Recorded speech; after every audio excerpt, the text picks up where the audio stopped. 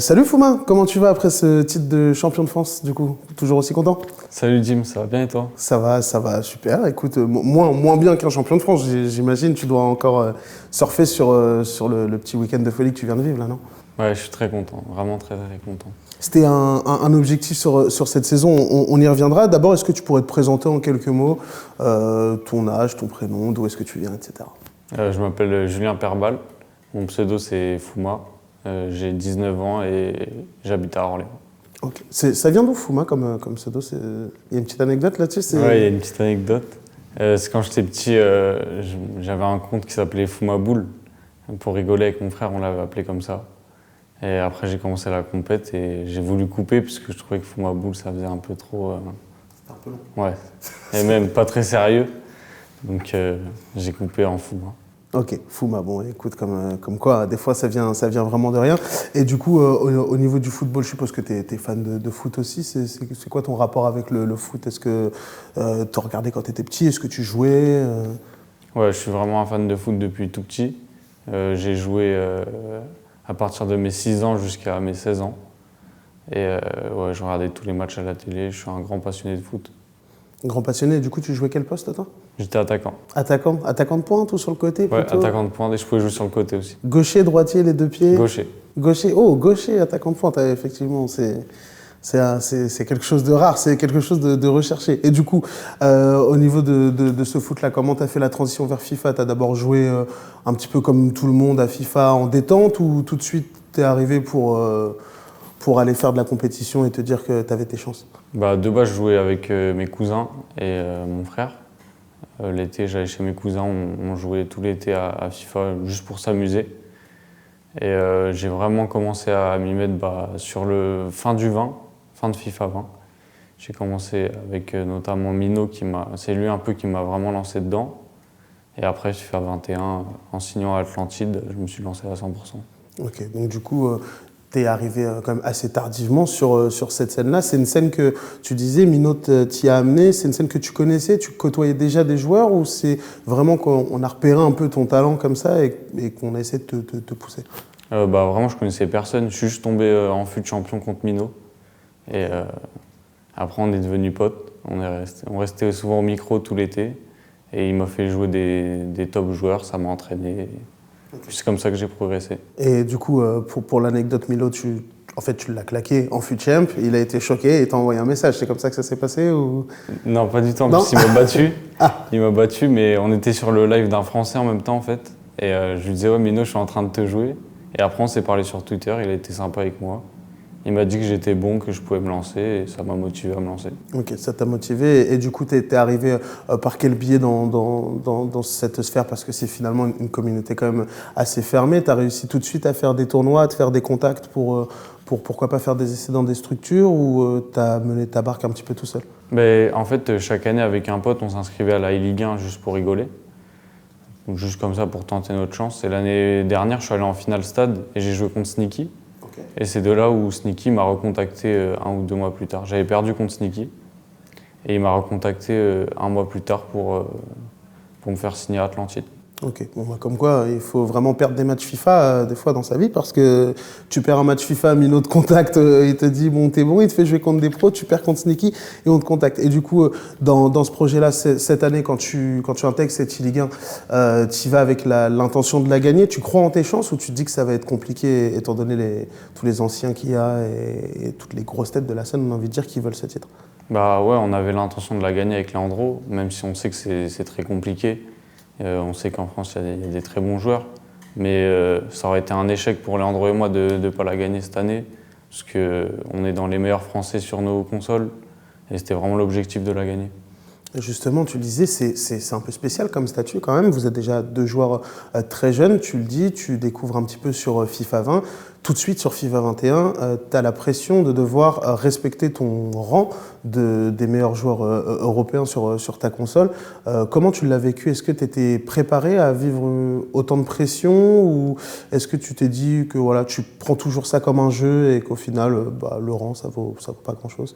Je pensais pas que c'était aussi compliqué, parce que c'était ma première compétition, on va dire, où j'étais favori. J'étais toujours dans la peau de l'outsider dans toutes les compétitions que j'ai fait dans ma vie. Et là, d'être le favori, je ne pensais pas que c'était si compliqué.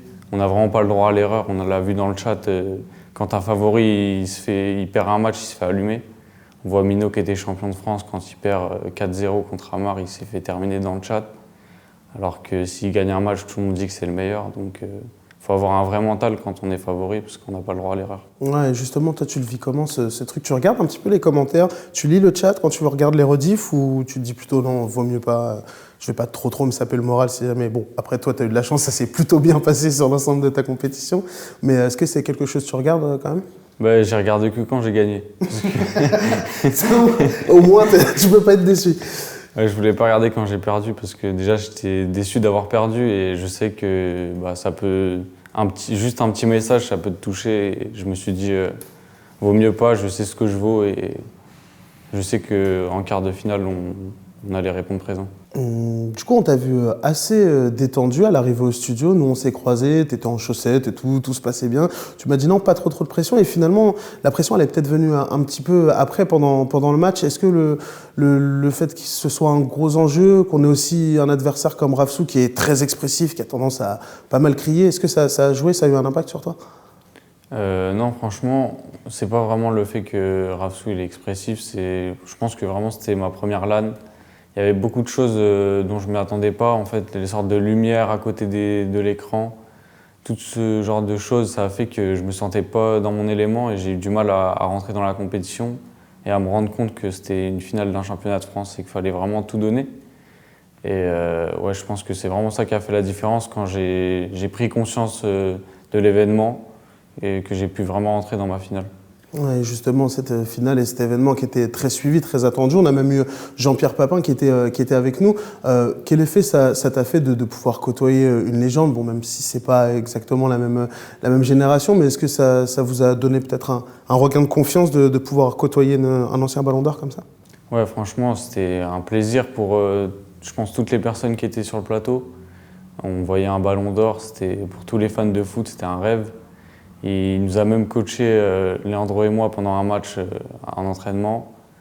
Et même quand on perdait 2-0, il est venu me voir pour me dire que rien n'était fini et que si je jouais mon jeu comme il m'avait coaché en entraînement, je pouvais revenir dans le match.